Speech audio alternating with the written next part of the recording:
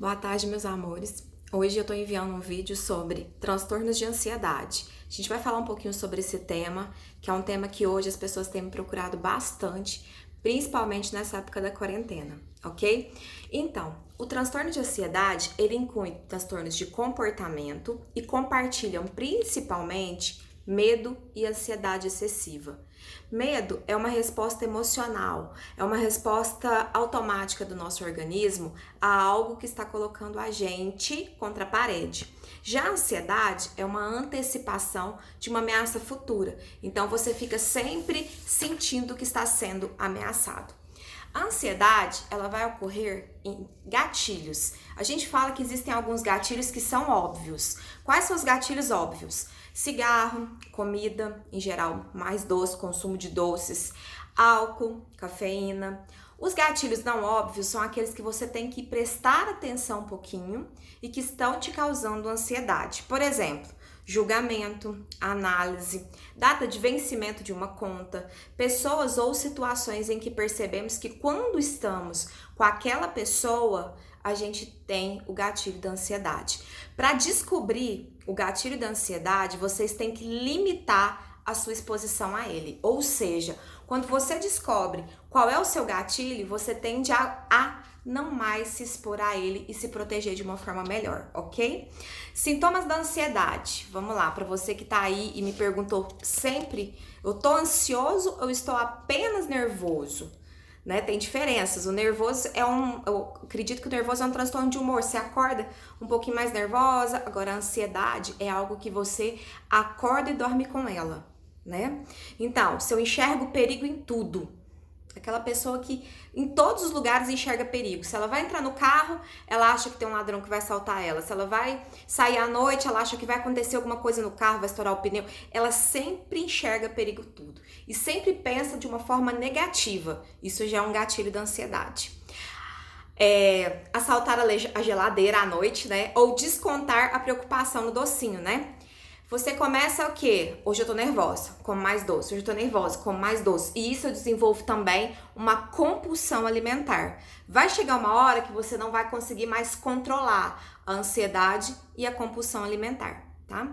Alterações de sono. Nas vésperas de reuniões importantes ou de algum acontecimento que vai vir, você não dorme. Isso tá me contando que você é uma pessoa ansiosa.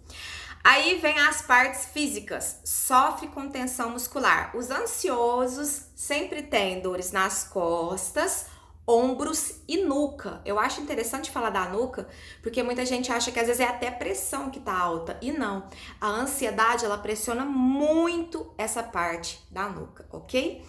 Outra característica, eu tenho medo de falar em público. Então, se eu sei que eu vou ter que falar em público, eu tenho sudorese excessiva, mãos geladas, taquicardia, falta de ar, respiração ofegante. Tudo isso também é sintoma de que você é uma pessoa ansiosa, ok? Preocupar-se em excesso. A preocupação excessiva, o que é a preocupação excessiva? Eu me preocupo o tempo inteiro sobre um determinado assunto. Aquilo gera dores de cabeça, úlcera e afeta principalmente o sistema imunológico. Então, a ansiedade ela está bastante relacionada às doenças gastrointestinais, ok? Ficar à beira de um ataque de nervos. Como assim? Irritabilidade, mudanças de humor repentinos e sem explicações aparentes. Também faz parte das características de uma pessoa ansiosa. Outra característica, conviver com medos irracionais, medo de perder algo, de não ser bom o suficiente, medo do fracasso, pânico de ficar sozinho ou de não ser aceito, autocrítica o tempo todo. O excesso de medo, ele compromete as suas relações pessoais, de trabalho ou de família. Porque eu começo a colocar nas minhas relações o excesso de medo, e esse excesso de medo, o que ele faz? Modifica as relações, me deixando mais ansioso, mais nervoso ainda, ok? Quando também eu apresento inquietação constante, dificuldade de concentração, eu tenho dificuldade de ficar quieto, ver um programa, eu começo a fadigar, eu começo a me desesperar, eu começo a andar de um lado para o outro. Isso também é característica da ansiedade, tá? Alguns sintomas físicos da ansiedade que você pode verificar se você está sentindo ou não é tremores, cansaço fácil, sensação de falta de ar ou asfixia. Tem pessoas que acham que parece que tem alguém apertando o seu pescoço. É sintoma de uma crise de ansiedade, tá? Coração acelerado, suor excessivo, boca seca, tontura, náusea, diarreia, desconforto abdominal, ondas de calor, calafrios, micção frequente. A pessoa, quando ela é muito ansiosa também, ela vai no banheiro frequentemente, né, para fazer xixi, num aspecto da sua própria ansiedade. Dificuldade para engolir. As pessoas me relatam que parece que aqui fica tudo grosso, não desce comida, não desce água, não desce nada, né? E uma sensação de que eu tô me engasgando. Isso é característica também da ansiedade. E a ansiedade, ela é muito ruim porque ela traz um pensamento obsessivo, aquele pensamento obsessivo de incapacidade de gerar controle sobre os meus pensamentos.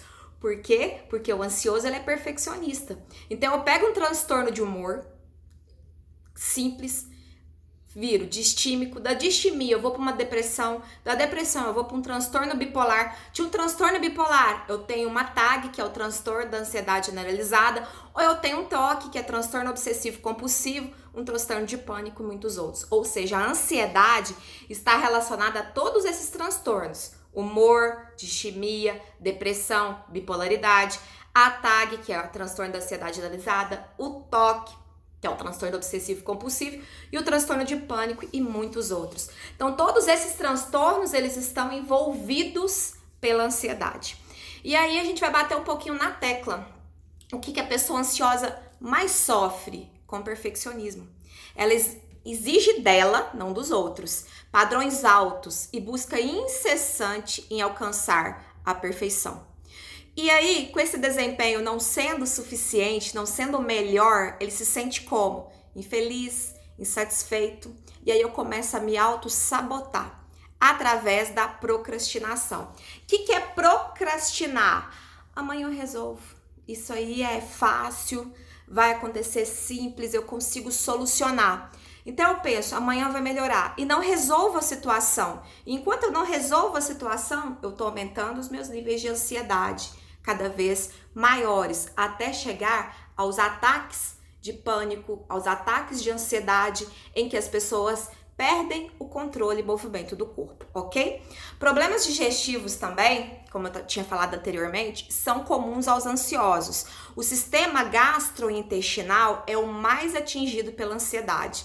Então eu sofro com dores no estômago, má digestão, mal-estar no abdômen, diarreia, azia. Porque a ansiedade aguda, ela vai alterar o sistema nervoso. O sistema nervoso altera o organismo, fazendo com que apareça úlceras, gastrites, doenças inflamatórias, refluxo gastro, ritocolete, síndrome do intestino irritável, entre outras. Ou seja, o ansioso, ele é tão perfeccionista que ao invés dele jogar a sua ansiedade para aquele fator que está causando ansiedade, ele volta e joga para dentro dele como um sinal de culpa. Então é aí que a gente deve cuidar, porque ele começa a se culpar de uma tal forma que ele pode chegar a desenvolver doenças bem piores do que essas iniciais que eu falei para vocês, ok? Para que a gente vença a ansiedade, estratégias boas são fazer terapia, né? Então, o autoconhecimento e o poder de resiliência. O que é o poder de resiliência? De que você acabou de passar por uma dificuldade, você levanta e não desiste. Esse é o poder de resiliência. Tem muita gente que no primeiro impacto já desiste, já para e não faz mais nada.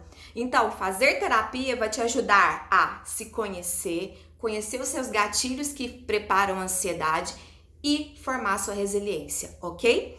A atividade física é excelente para ansiedade, porque ela libera bastante endorfina, que é o hormônio da felicidade, que nos deixa um pouco mais tranquilos, mais felizes, tá? E praticar meditação. Os neurologistas, eles falam que quando eu pratico a meditação, 5 minutos que seja, eu vou desenvolver o córtex frontal, esquerdo. Desenvolvendo o córtex frontal esquerdo, eu tenho um controle maior sobre a minha ansiedade, sobre aquilo que me anseia. 5 minutos de meditação já basta. Qual meditação, Virgínia, você indicaria? Controle da respiração. Por quê? O ansioso, ele não respira, ele parece o cachorro que tá cansado, ele não respira porque ele quer falar. Então, se ele começar ouvir a sua respiração. Isso é muito importante, tá? Ouvir música relaxa bastante também. E uma alimentação saudável. Por que uma alimentação saudável? Se eu estou ansioso, estou com problemas gastrointestinais, não estou podendo comer certos alimentos e abuso desses alimentos, eu faço um círculo vicioso e aquilo nunca para de acontecer comigo. Então, para que a gente pare de vez a ansiedade, a gente tem que se autoconhecer, como eu falei daquele vídeo da autoestima em primeiro lugar, e conhecendo você, você tem a capacidade de entender como o seu organismo existe, como ele faz. Lembrando que a terapia é um lugar de autoconhecimento, não é um lugar de crítica, não é um lugar de preconceitos, é um lugar onde você vai se conhecer, onde você vai aprender a se cuidar, onde você vai entender tudo o que acontece com você, ok? Para terminar, esse vídeo sobre ansiedade, espero que tenha ajudado muito vocês por aí. Qualquer dúvida, na link da bio do Instagram ou do YouTube, sempre tem os meus contatos, tá?